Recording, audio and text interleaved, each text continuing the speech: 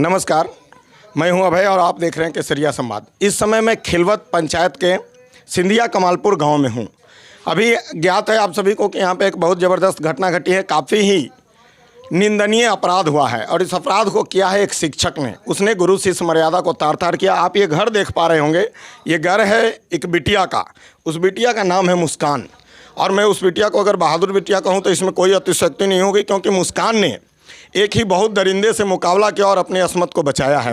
मेरे साथ मुस्कान की चाची है। इस समय घटना क्या था, घटना क्या हुआ था, क्यों ये सब शुरू क्यों हुआ? घटना हो गई है कि बच्ची गई पढ़ है। बच्ची के 2 तल्ला पर से मियाँ मास्टर रहे से उतार के कहलक जहाँ मुस्कान ये जहाँ चापा कल है तहाँ पर ही उतर जाइए, गोड़ हाथ धो के बरंडा में खड़ा रहिएगा। खड़ा रहने के बाद हम आएंगे तो अंदर भीतर में अन्हार कुप घर है कि में जान मार के फेंक देते तो वो आदमी न जानते। वह में ले गए, वो लड़की के हाथ दोनों धो के मुँह झाँप ले रहे। वो लड़की धक्का मार के वो निकल चले। इतने बात में तो अब हम सब पूछे कि भेल, वो मास्टर ड्रेस के चलते मारलक हो, तो वो न बतलावे डर के मारे। तो फिर हम माए मारे के दौड़े तो माए कहलक कि से हमरा ऐसे ऐसे मास्टर कैलक है। बात स्पष्ट है, पुलिस आई, उससे पहले घटना घटी और दरिंदगी की घटना थी। यही दुनिया में हो रहा है, भारतवर्ष में यही चल रहा है। अनावश्यक मुसलमान के नाम पे गुरु शिष्य मर्यादा को तार तार करने वाले उस अली इबरार अली, शायद उसका मोहम्मद इबरार अली नाम है, उसका संरक्षण पुलिस कर रही है। आप इस बिटिया के घर की हालत देख रहे हैं और ये दादी है, ये दादी है उस बिटिया के, मुस्कान की दादी है। इनका एक हाथ काम कर रहा है, एक हाथ में लकवा मारा हुआ है। आप देख रहे हैं ये अपाहिज है और कोई परिवार में ऐसा जेंट्स पर्सन यहाँ पे बचा नहीं है जिसकी इनकी सेवा कर सके। और ये है पुलिस का दहशत। पुलिस ने जो दहशत फैलाया है अपने ऊपर पथराव के नाम पे, जिसका नतीजा है कि पीड़िता के परिवार के जेंट्स पर्सन यहाँ कोई नहीं है। क्या हुआ था मुस्कान के साथ, क्या हुआ था? मुस्कान के साथ भेलै ना, कहलक ना मुस्कान के 2 तल्ला पर पढ़त रही तो कहलक मुस्कान से तुम गोड़ हाथ धो लो, गोड़ हाथ धोकर निचला घर में जाओ। तो वो लड़का की जाने गेले से की होता, गोड़ हाथ वो लड़का धो लेलकै आ निचला घर में गेलै आ ओकरा दुनू हाथ धऽ कऽ ओकरा छोड़बे न करी हाथ। आ बोलै कि जो हम कहेंगे सो मानेगा ना, तो यो न बुझले लड़का, जो कहेंगे से मानना है। बस इतने पर कुछ करेला चाहलै ना, बस लड़की चिल्लाइत भगलै, हाथ से जिट्टी मार के चिल्ला कर अलै। तो माँ के यहाँ पास बोलै, माँ के कहलक बोल न तो मारबू अखनी, कौन मारलक हुआ, भाई मारलक हुआ, तैयो न बोले, गड़ा बोकर लगल बोले गे, गाड़ियों दिल के माए मारेला। तो तब कहलक न अली सर जी कहलक जे लेका घर में जा। आ लेका घर में गेलिए ना तो यहाँ छोड़बे न करते रहे से कुछ आर बोलक है ये बात से धरेला जबरदस्ती कैलक ना, तो हम भगली चिल्ला कर। ये अली सर, आज भी गुरुओं की मर्यादा इतनी है कि इस दरिंदे का नाम भी अली सर, ये मोहम्मद अली है जो इस बिटिया को पढ़ाता था। और घटना से आप अभी वाकिफ़ हो चुके हैं कि उसको कहा गया कि नीचे जाओ, पाँव हाथ धो और तुम वहाँ खड़े रहो।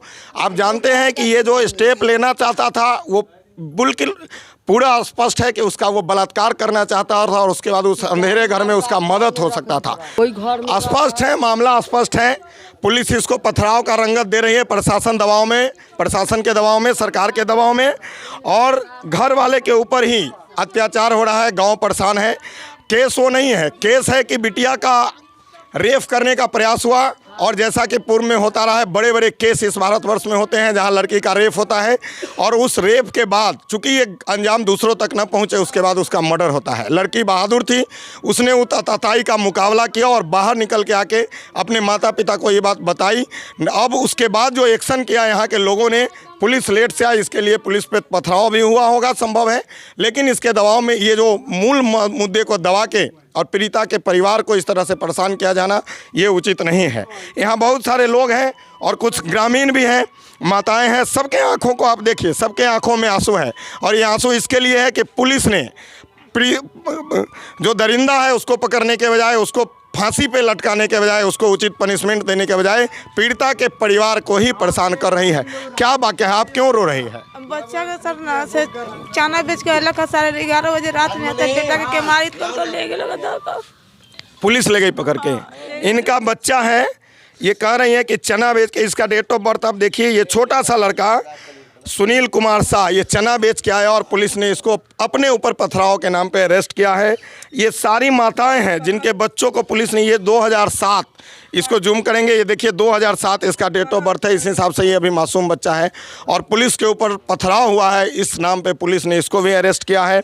पता नहीं कहाँ है नेता, और वो जो नेता जो मसीहा बना करते हैं लोगों के, वो आज यहाँ से गायब है। आपके ऊपर प्रशासन ने क्यों हाथ उठाया था? यहाँ हाथ उठाया था, अभी काला है, अभी देखिए यार 10 दिन हो गया हाथ उठाया, सेके गर्म पानी नीमक से जाके पचा हुआ है। ये जेंट्स पुलिस, यहाँ पे कोई भी महिला नहीं आई थी और इनको पीटा गया पुलिस के द्वारा और धनंजय पांडे जी के द्वारा इन पे हाथ चलाया गया। पिताजी हैं, ये पिताजी है मुस्कान के पिताजी। क्या नाम हुआ? हम चाहते हैं कि हमको बेटी के न्याय। आपका नाम क्या है? ना विकेश सा नाम है हमको। जिस दिन ये घटना घटी थी आप कहाँ थे? हम काम कर रहे थे सर। क्या करते हैं आप? पूरी बनाने गए थे पका। ये भोजन बना के लोगों की सेवा क्या करते हैं? इनकी बेटियां मुस्कान जो बगल के ही, आपका घर से स्कूल कितना दूर है? बस सटले है, इस सटले। इब्रार अली से पहले भी कोई बातचीत होती थी आप लोगों की? नहीं, इसका पहले 3 गो कांड सुने हुए थे हम लोग इब्रान अली के बारे में, बाकी बात दबा करके लोगों ने बर्दाश्त करके रह। मेरे साथ एक और बीजेपी के नेता टिंकर जी बैठे हैं, उनसे भी थोड़ा बात करेंगे। और ये यहाँ पास में ही मकान है, क्या मैटर है टिंकर जी? दलील दी गई कि जब उस समय पथराव हो रहा था उस समय सभी लोगों ने पथराव दिया और हम लोग वीडियो के आधार पर लोगों को चिन्हित करके हम पकड़ रहे हैं। हम लोगों ने बताया कि किसी भी तरह की, अगर मान लीजिए वो बच्ची हमारी रहती में और वो घटना मेरे साथ होता तो उस समय आक्रोश में लोग जो गलती हुआ उस गलती के कारण हम इतना ज़्यादा उन पर दबाव बना दे कि जनता में दहशत आ जाए। ये इस चीज़ का हम लोगों ने पूरी तरह से उनको सख्त हिदायत दी कि ये दहशत ख़त्म हो और जल्द से जल्द उनके द्वारा, प्रशासन के द्वारा एक जो पीड़ित है उनके साथ विनम्रता से व्यवहार करते हुए जो भी घटना हुई उन्होंने आक्रोश में केस किया।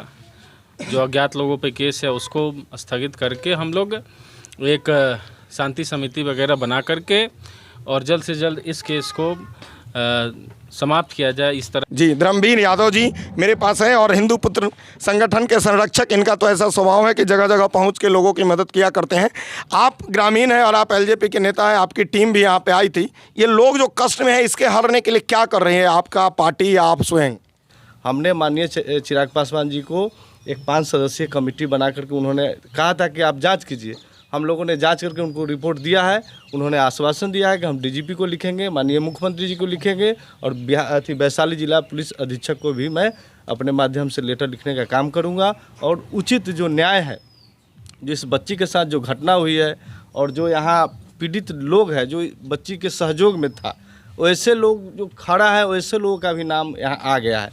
मैं इस आपके चैनल के माध्यम से ही कहना चाहता हूँ आदरणीय थाना अध्यक्ष जी को और बड़े उच्च पदाधिकारी जी को कि आप अपने स्तर से, थाना प्रभारी भली नहीं सुने, आप बड़े पदाधिकारी आएँ और इस चीज़ को जांच करें और जो सही चीज़ है वैसे लोगों पर कार्रवाई करें, निर्दोष को छोड़ दिया जाए।